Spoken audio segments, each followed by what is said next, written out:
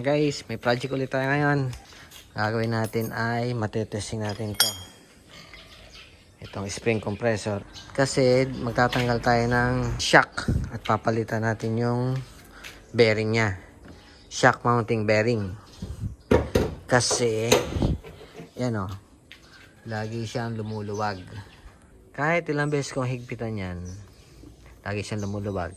Ito nga pala, ang purpose ko niyan, dahil makalampag, kaya nilagyan ko muna ng tsinelas. Itong kabila, okay pa naman. Ayan o. Hindi pa naman siya angat. Tapos di siya lumuluwag.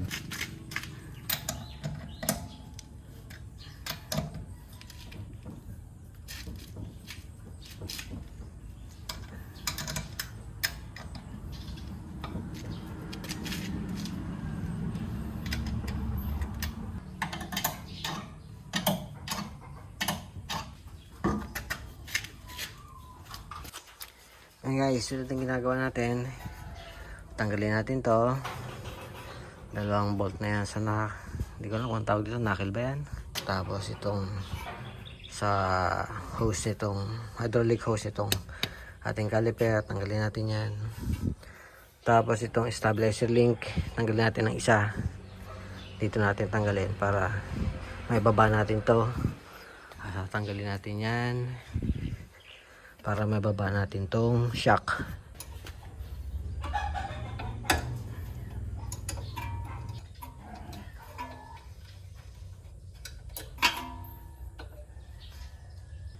$14 mm pala socket.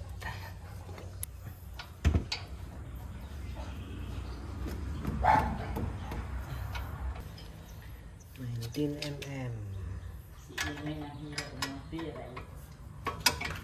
See? Oh. Patay sila ngayon. Tanggalin natin to. Abaw.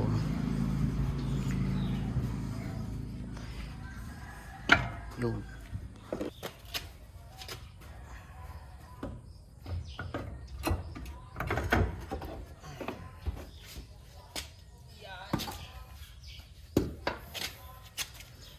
So yan, tanggal natin. Ito yung strut mount.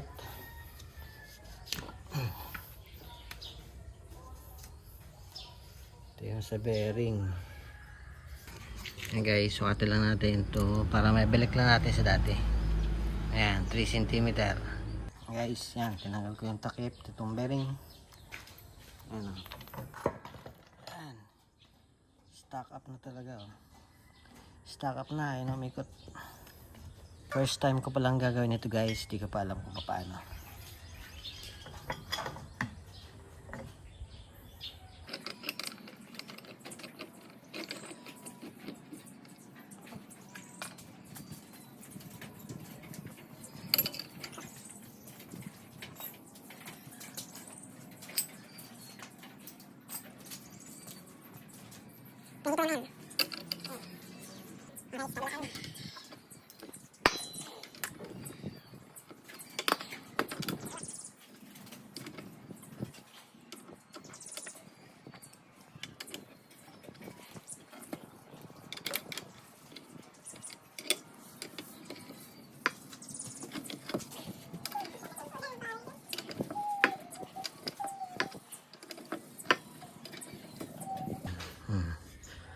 Maluwag na siya.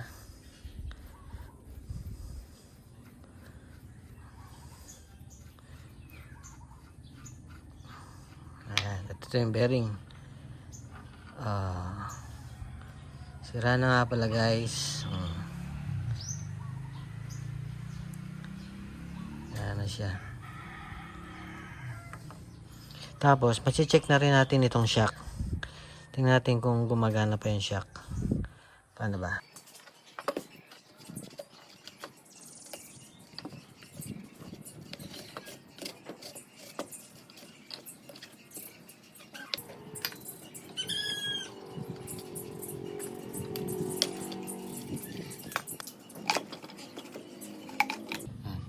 Tanggal natin yung boot.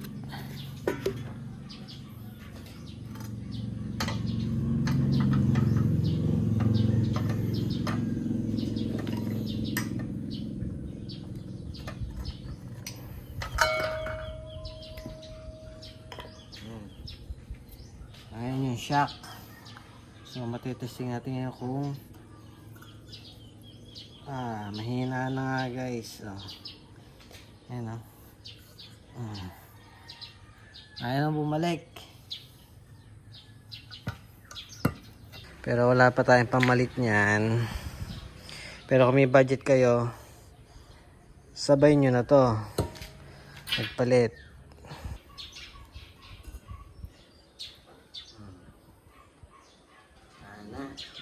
Canvas ako nito.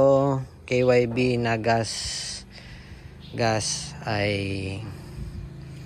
nasa 9,000 ang isa. So 18,000 ang dalawa.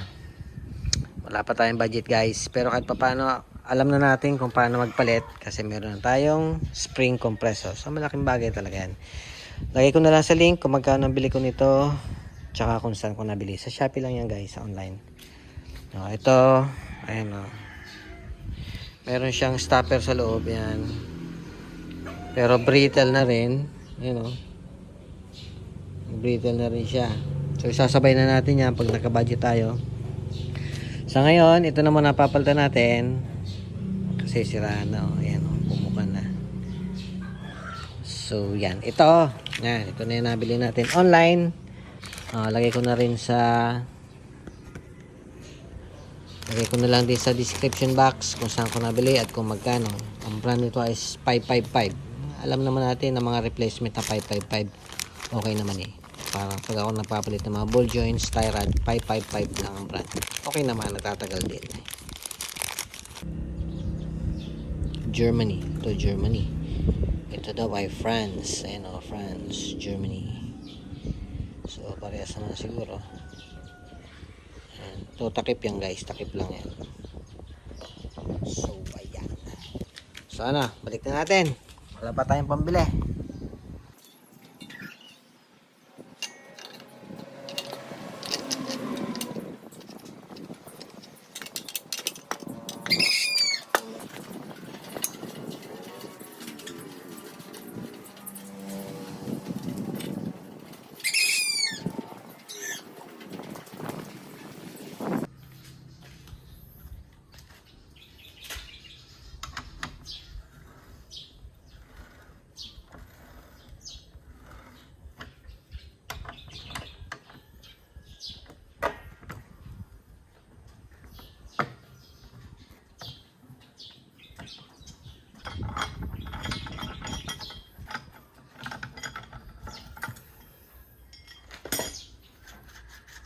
Guys,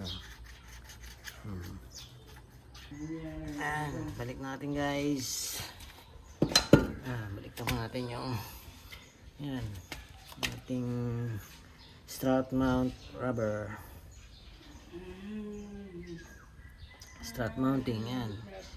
Nakakataon nyo na para makapag-check ng mga yan pagka nagbaba kayo.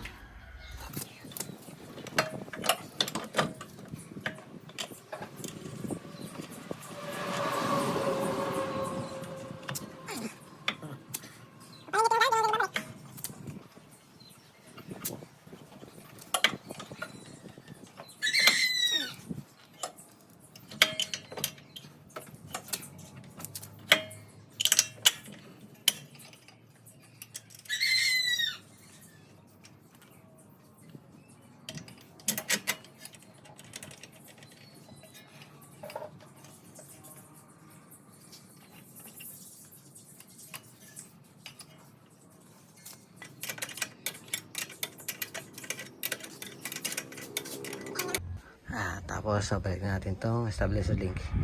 So pa guys, ito pa pagkakataon niya para ma-check nyo bilang ngit-ngit.